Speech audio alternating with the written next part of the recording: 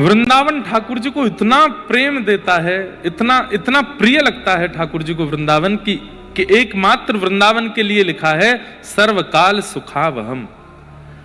ठाकुर जी को हर परिस्थिति से सुख देता है वृंदावन।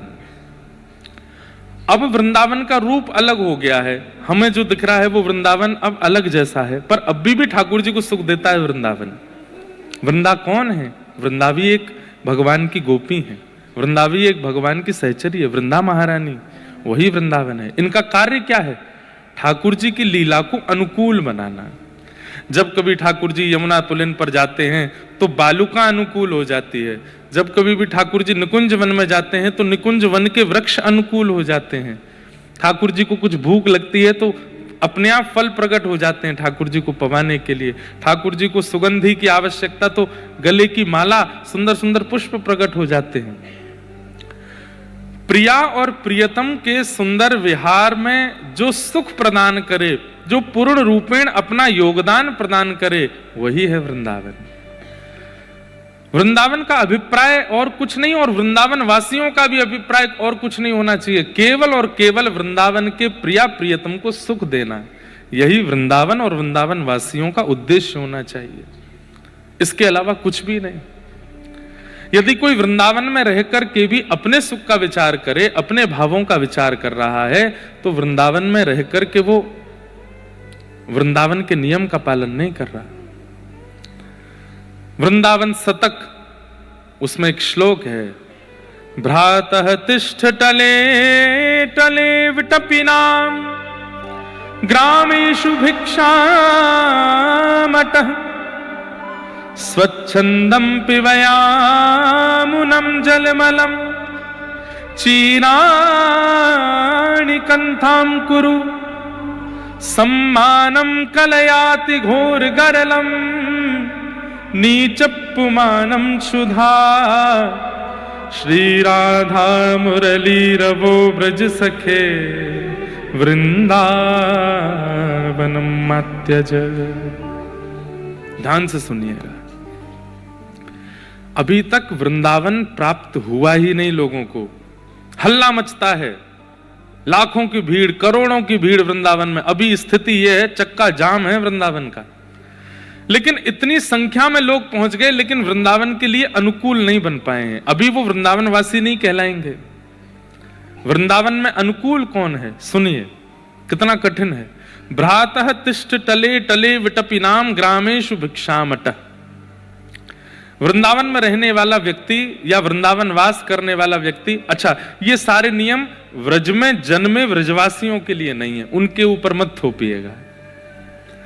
ब्रजवासियों के लिए ये सारे नियम नहीं है, ब्रजवासी अलग हैं, वो ठाकुर जी के हैं।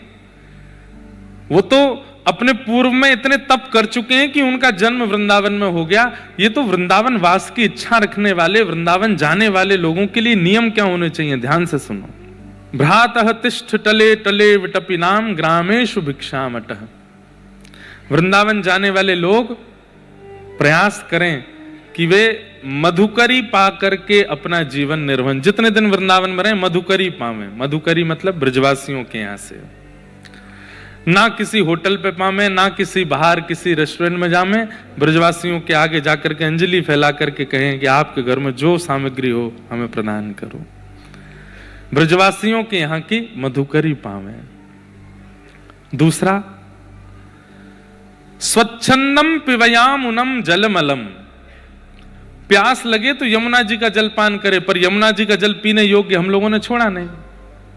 बंधुओं, इस विश्व में भगवत प्राप्ति के लिए लोग कितने साधन करते हैं, नाम करते हैं, जप करते हैं, तपस्या करते हैं, वैदिक नियम का पालन करते हैं, लेकिन जो ठाकुर जी को अति प्रिय है वो कोई नहीं करता। क्या? पर्यावरण के प्रति मित्र भाव। ठाकुर जी से ज्यादा पर्यावरण प्रेमी कोई नहीं है। महल बिहारी नहीं है ठाकुर जी, कुंज बिहारी हैं। कुंज मतलब जो सघन वन में रहते हैं वो कुंज बिहारी। ठाकुर जी ईंट पत्थर टाइल बिहारी नहीं है, यमुना पुलिन बिहारी, यमुना जी में रहते हैं। वो गिरिवरधारी हैं, पर्वतों का संरक्षण, वृक्षों का संरक्षण, यमुना जी का संरक्षण, जल का संरक्षण, मृद भक्षण लीला, मिट्टी का संरक्षण, पर्यावरण के प्रति कितने सजग हैं ठाकुर जी। पूरी कृष्ण लीला बाल्यकाल से लेकर के मथुरा तक अगर आप उठा के देखेंगे, ठाकुर जी ने केवल पर्यावरण का ही संग किया है। स्वर्ण का मुकुट नहीं पहनते ठाकुर जी वृंदावन में, रज लगाए घूमते हैं। गले में आभूषणों की माला नहीं धारण करते, वनमाली राधा कृष्ण वनमाली पहन करके, वन की मालाएं पहन के घूमते हैं। पादुका नहीं पहनते, अनावृत चरणों से विचरण करते हैं श्री धाम वृंदावन में। और उसी पर्यावरण को हम लोगों ने कितना दूषित कर दिया। ठाकुर जी को इतनी पीड़ा होती होगी वृंदावन में आज, कि जिस वृंदावन से हमने इतना स्नेह किया, जिसका नाम ही वन है, जिसका नाम ही वृंदा का वन है, उसको आज बिल्कुल वन नहीं छोड़ा। यमुना जी, आप जल पान नहीं कर सकते यमुना जी का, ऐसा यमुना जी का जल है। कभी कभी मुझे लगता है इतनी संख्या में लोग वृंदावन जा रहे हैं, इतना जप तप कर रहे हैं, फिर भी ठाकुर जी मौन क्यों बैठे हैं? क्योंकि ठाकुर जी कहीं ना कहीं नाराज है हमसे कि तुमने हमारे वृंदावन को कैसा कर दिया।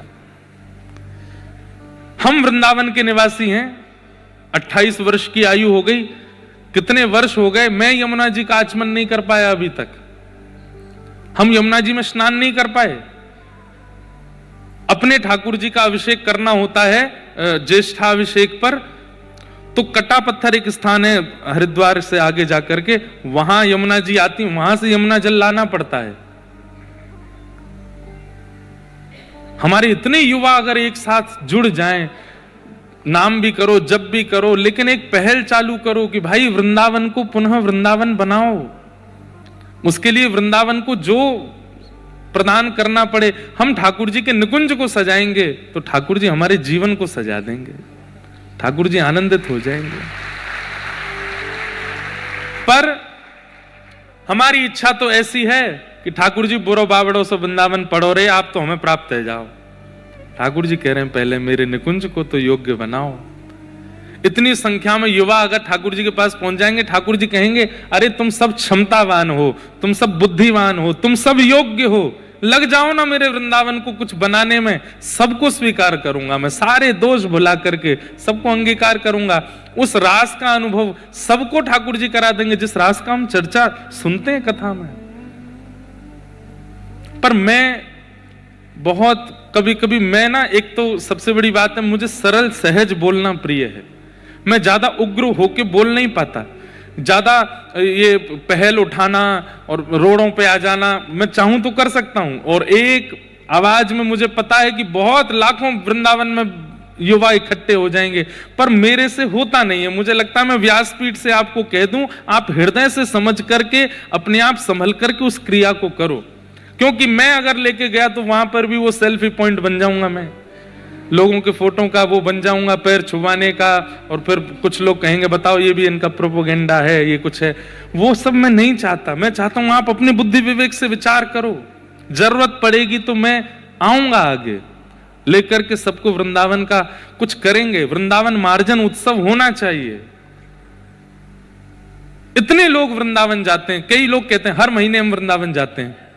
मुझे लगता है कि ये साल में 12 बार जाते हैं। अगर ये 12 वृक्ष भी लगा करके वृंदावन में आ जाएं तो कितना बड़ा योगदान हो जाएगा वृंदावन को। आज मंदिरों को तोड़ना, वृंदावन में ये बनाना वो बनाना, ये सब चल रहा है। हम लोग केवल ठाकुर जी को देखने के लिए इतनी भीड़ लगा देते हैं। अरे ऐसा निकुंज निर्माण करो कहीं जाकर के कि ठाकुर जी मंदिर से वहां आ जाएं, वहीं उपस्थित हो जाएं, कोई आवश्यकता नहीं।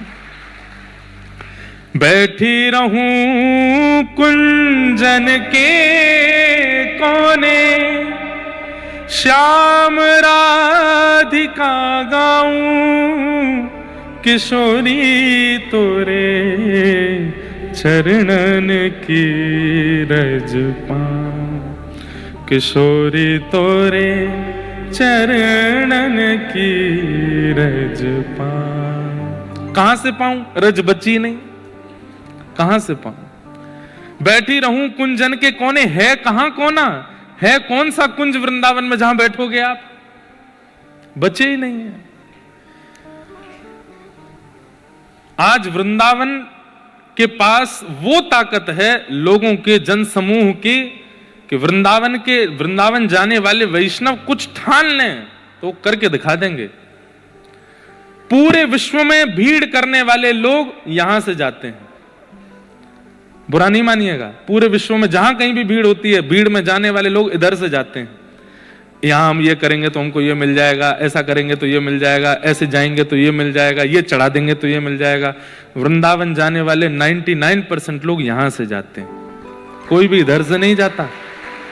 और इधर से जाने वाला व्यक्ति अगर विचार कर ले तो सब कर सकता है। वृंदावन को कुंज बनाओ, वृंदावन को वन बनाओ, वृंदावन को पुनः योग्य बनाओ, और उसके लिए आपको जो क्षमता लगे वो लगाओ। हम जीवन में कैसे कैसे रसिकों की कथा आती है। एक महापुरुष की कथा आती है, वो रोज सोहनी करते थे। हमारे श्री पंडित गया प्रसाद जी महाराज, उन्होंने जीवन में एक ही तप किया, क्या? गिरिराज जी की परिक्रमा करते सोहनी लेकर के। ध्यान से सुनिएगा, पंडित श्री गया प्रसाद जी महाराज, मैं उनका दर्शन नहीं कर पाया क्योंकि मेरे जन्म से पूर्व ही निकुंज में प्रवेश हो गया उनका। उनकी गोद में प्रिया प्रियतम खेलते थे। आप लोग गिरिराज जी जाएंगे तो मुकुट मुखार विंद जहां से परिक्रमा प्रारंभ होती है, थोड़ा आगे 1-1.5 किलोमीटर जाते ही सीधे हाथ पर आपको गया प्रसाद जी की समाधि लिखा दिख जाएगा, जाके वहां प्रणाम कीजिएगा। उनके बारे में सुनो। गिरिराज जी की परिक्रमा करते, कैसे करते? ना तो माला झोली, ना कोई कीर्तनिया, ना कुछ और, बस सोहनी रखते अपने हाथ में और सोहनी करते करते। और ऐसे नहीं कि बस झाड़ते हुए बस परिक्रमा पूरी करनी है, जहां तक एक दिन में पहुंचते थे वहां तक ही करते, लेकिन खूब अच्छे से मार्जन करते गिरिराज जी का। कीट पत्थर पतंग कुछ भी गिरा मिलता उसको समेटते, उसको व्यवस्थित स्थान पर डालते। एक बार का प्रसंग है कि महाराज जी सोहनी कर रहे थे, और सोहनी करते करते वो सामग्री उठा के डाली और वहीं बैठ के रोने लगे। तो किसी ने जाके पूछा, बाबा आप काहे को रो रहे हो? तो रोते रोते किसी व्यक्ति विशेष को दोष नहीं दिया। हम लोग पन्नी डाल देते हैं, कूड़ा कचरा डाल देते हैं वृंदावन में, गोवर्धन में, किसी व्यक्ति विशेष को दोष नहीं दिया। वो सारा कचरा हाथ में लेकर के क्या बोल रहे हैं, जे नंद को लाला माने ही नाए, मैं कितनों याकू समझाऊं, कंधों मत करे कर, अरे जी गिरिराज जी हैं, इनको स्वच्छ रखो, पवित्र रखो, माने ना है, सब रो कूड़ो ले जाए के बीच में ही डाल दे। मतलब किसी व्यक्ति विशेष को दोष नहीं दिया, ठाकुर जी से कह रहे हैं वो ही डाल है आके, और रुदन करने लगे। और उनका नियम था, सोहनी करने के बाद जब झाड़ू सोहनी छोटी हो जाती थी ना, तो फिर अपने स्थान पे आके गड्ढा करते और पुष्प आदि करके सोहनी को माथे से लगाते और बोले, तेरो जीवन कितनो धन्य है, जन्म से अंत तक तेने केवल रज की सेवा करी और कोई काम में ना तू रही, तेरो जीवन धन्य है। और सोहनी को गाड़ करके और उसको समाधि दे करके गिरिराज जी में फिर भंडारा करते संतों का, सबको 10-10 रुपया बांटते। संत जन पूछते, बाबा काय बात को भंडारो? बोले, एक सोहनी निकुंज में प्रवेश कर गई, वहां को भंडारो है। ऐसे महापुरुष। एक बार ऐसे आप जैसे बैठे, ऐसे गया प्रसाद जी महाराज सभा में बैठे थे और मंच पर रासलीला चल रही थी। तो किसी ने स्वामी जी से कहा कि महाराज जी, ये जो स्वरूप बनते हैं ना वृंदावन की रासलीलाओं में, जो मुकुट धारण करते हैं, ये मेकअप करके अनर्गल दुनिया में घूमने वाले, विवाह में पहुंच के नृत्य करने वाले वो लोग नहीं। रासलीला रास मंच पर मुकुट धारण करके नृत्य करने वाले जो रास बिहारी ठाकुर जी बनते हैं बालक, कहते हैं कि मुकुट धारण करते ही उनमें ठाकुर जी आ जाते हैं, ठाकुर जी ही हैं। तो स्वामी जी बैठे बैठे बोले, गया प्रसाद जी महाराज बोले, ठीक है आप सबकी भावना है, पर हम नहीं मानते। भाई ठाकुर जी हैं, कोई मुकुट पहन के ठाकुर जी कैसे हो जाएगा? रासलीला में बैठे थे, तो बैठे बैठे उनके मन में आया, अगर ये सच में ठाकुर जी हैं तो मैं अमरूद लेकर के आया हूं और मैं सामने धर दूंगा। अगर ये सच में ठाकुर जी हैं तो ये लीला में कुछ ऐसी योजना करेंगे, आकर के अमरूद खाएंगे, और अगर इन्हें अमरूद उठा के खा लियो मेरो, तो मैं मान जाऊंगा ये ठाकुर जी हैं। बोले, स्वामी जी विचार कर रहे थे, वो अमरूद की थैली आगे धर दी, भीड़ बैठी थी खूब सारी, बैठे बैठे देख रहे थे रासलीला। आधा एक घंटे बाद ठाकुर जी जो स्वरूप सरकार बने थे मंच पे, वो नृत्य करते करते अचानक रुके और उन्होंने वो अमरूद की थैली देखी, तुरंत कूदे मंच से और अमरूद उठाए करके खायो और खा करके गया प्रसाद जी की गोद में बैठ करके बोले, तुमको भगवान ना माने, मुंह खोल, जल्दी खा। 3 दिन के लिए मूर्छित हो गए स्वामी पंडित श्री गया प्रसाद जी महाराज, विश्वास नहीं हुआ उनको। और तब से उनका नियम बन गया, व्रजमंडल में जितने भी छोटे बालक दिखते थे, लाला दिखते तो उनको कन्हैया बोलते और लाली दिखती तो उनको किशोरी जी बोलते। बोले भैया या व्रज में ये बालक छोरा छोरी ना है, ये सबरे लाला हैं, ये सबरे ठाकुर जी हैं, किशोरी जी हैं, सबको हृदय से लगाते। एक बार और एक लीला सुनाऊं उनकी। जैसे पर्दा लग गया तो पर्दे के पीछे स्वरूप सरकार ऐसे लेट गए, रासलीला करके थक गए। कोई बालक थे तो महाराज जी ऊपर मंच पे आए, पर्दा के पीछे जाके बोले, जय जय मैं पाम दबा दूं? हाँ बाबा बैठ जा, दबा। बैठ के दबाने लगे तो ठाकुर जी अपने पैर के अंगूठा और ये उंगली बगल वाली, इससे गया प्रसाद जी की नाक ऐसे करने लगे, ऐसे लेटे लेटे, ऐसे लेटे थे, पैर दबा रहे हैं तो अपना पैर उठा के उनकी नाक ऐसे दबा रहे ठाकुर जी। तो इतने में जो स्वामी जी मंचन करते, उन्होंने ये दृश्य देख लिया तो आए आकर के बोले, जय जय जी कहां करो, दे बाबा इतना बड़ा भजनानंदी बाबा तुम पाम तेवा की नाक दबा रहे, छोड़ो। तो ठाकुर जी ने अपना चरण पीछे कर लिया। इस बात को देख करके गया प्रसाद जी महाराज इतने रोए। तो स्वामी जी बोले, आप क्यों रो रहे हैं? बोले, जैसे तैसे, या दुनिया के खिलौना तो हम हैं ही, ये दुनिया हमसे बहुत खेल है, कभी हमारी हंसी उड़ावे, कभी हमारो सम्मान करे, कभी हमारो अपमान करे, कभी हमारो तिलक करे, कभी दक्षिणा देवे, कभी सब हरण कर ले, या दुनिया के खिलौना बनवे तो बढ़िया, आज पहली बार ठाकुर जी को खिलौना बनो और तुमने ठाकुर जी को आके रोक दियो। मुझको ठाकुर जी को खिलौना बनना है। तो स्वामी जी फिर गए, ठाकुर जी फिर से नाक पकड़ लो इनकी। तो फिर गया प्रसाद जी बोले, आप कहोगे तो नहीं, ठाकुर जी खुद पकड़ेंगे, खुद लीला करेंगे तो मैं स्वीकार करूंगा। और अपने निकुंज गमन तक स्वरूप सरकार, जो मुकुट पहन के बालक ब्रजमंडल में लीला करते हैं रास में, उनको ही कृष्ण माना उन्होंने, और उन्हीं के माध्यम से अनेक अनुभव किए उन्होंने ठाकुर जी के। और इन सब के पीछे वो योजना बताते थे, मेरा जप तप नियम सब कुछ केवल और केवल सोहनी करने से। रज की सेवा, वृंदावन के नुकुंज की सेवा, यमुना जी की सेवा, हम इन्हें छोड़ करके केवल और केवल एक सेवा में लगे हैं, भजन साधन में। करिए वो भी, लेकिन नुकुंज की सेवा करो, रज की सेवा करो, यमुना जी की सेवा करो, निकुंज वृक्षों की सेवा करो, उससे ठाकुर जी ज्यादा प्रसन्न हो जाएंगे। बहुत भीड़ है, लग रहा है बिहारी जी के दर्शन ना होंगे, मत करो, प्रणाम कर लो, जय हो बिहारी जी, हम तो जा रहे हैं जमुना जी में, कूड़ो कचड़ो उठाएंगे, वहीं की रज रज की सफाई करेंगे, वहीं आनंद करेंगे, या बार आपके दर्शन ना सही, निकुंज की सेवा करेंगे। आप अनुभव कीजिए, करेंगे मेरी बात का। आपने बिहारी जी नहीं देखे, लेकिन बिहारी जी स्वप्न में आके अपनी पोशाक आदि सब दिखा जाएंगे आपको, आज मैं ऐसा लग रहा हूं, देख ले, तैने मेरे निकुंज की सेवा करी। ताज बेगम, ताज बेगम का नाम सुना? मुस्लिम थी, पर जब से ठाकुर जी का दर्शन किया एक खिड़की में से, बस तब से निहाल हो गए, सब छोड़ करके वृंदावन आ गए। उनको मंदिर में प्रवेश वर्जित कर दिया पुजारियों ने, बोले आप अंदर नहीं आ सकती। तो उन्होंने जिद नहीं की, लड़ाई नहीं की किसी से, बोले कोई बात नहीं, मैं योग्य नहीं हूं तो मैं बाहर ही रहूंगी।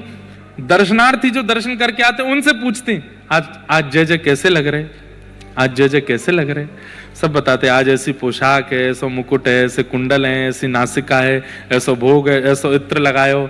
तो बाहर मन में ही चिंतन कर लेती हैं, अच्छा आज ऐसे लग रहे हैं ठाकुर जी। करते करते करते एक स्थिति ऐसी बन गई कि ताज बेगम को अपने आप लगने लगा, आज नीली पोशाक होगी, आज ऐसा पाग होगी, आज ऐसे मोती होंगे, आज ये वाला इत्र लगा होगा। पहले ही मन में सोच लेती, और फिर दर्शनार्थी जो दर्शन करके आते हैं उनसे बोलती, आज ठाकुर जी ने नीली पोशाक पहनी है? बोला हाँ आज नीली है। तुमको कैसे पता? आज ये बताओ मोतियों की माला है गले में? बोला हाँ। उसमें एक नग भी लगा है बीच में, उसमें 2 बाघ नग भी लगे हैं, तो लोग बाघों को लगा ये छुप के कहीं से देख लेती है। पर नहीं, स्थिति ऐसी हो गई कि ताज बेगम को मंदिर जाने को नहीं मिलता, तो ताज बेगम रज की सेवा करती थी, यमुना जी की सेवा करती थी, निकुंज वृक्षों की सेवा करती थी। उन सब की कृपा से ठाकुर जी ही उनको तरंग के माध्यम से अपना दर्शन करा देते थे। बोले तू मंदिर में मत आ, मैं तो को बाहर ही करा दूंगा दर्शन। इसलिए भैया वृंदावन उसको पुनः निकुंज बनाना है। उसके लिए जो योजना बनेगी हमें करनी है। हम सब युवा भाई हैं, हम सब युवा हैं, हम लोगों में इतनी शक्ति है कि हम चाहें तो कर सकते हैं इस क्रिया को। आज भारत का इंफ्रास्ट्रक्चर इतना बढ़िया हो रहा है, भारत की एजुकेशन बढ़िया हो रही है, भारत में मंदिरों के नाम पर बहुत कुछ बनाया जा रहा है, बड़े बड़े रूप, आधुनिकता ज्यादा दिखाई जा रही है।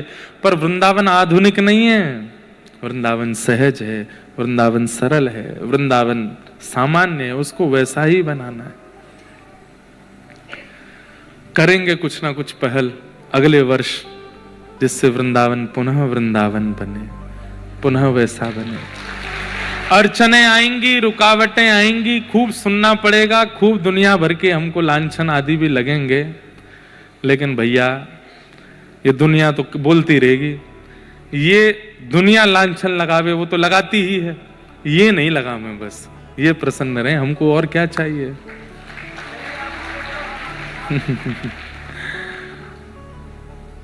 चरणामृत रा नैम हमारा, चरणामृत रा नैम हमारा, मैं तो नित उठ दर्शन पासूं, मैं तो नित उठ दर्शन पासूं। मैंने गाया नहीं था पहले दिन, एक पंक्ति गाई थी, आज गा देते हैं। मैं तो गोविंद रा गुण गासूं, राणा जी रूठे तो मने खाए कर से।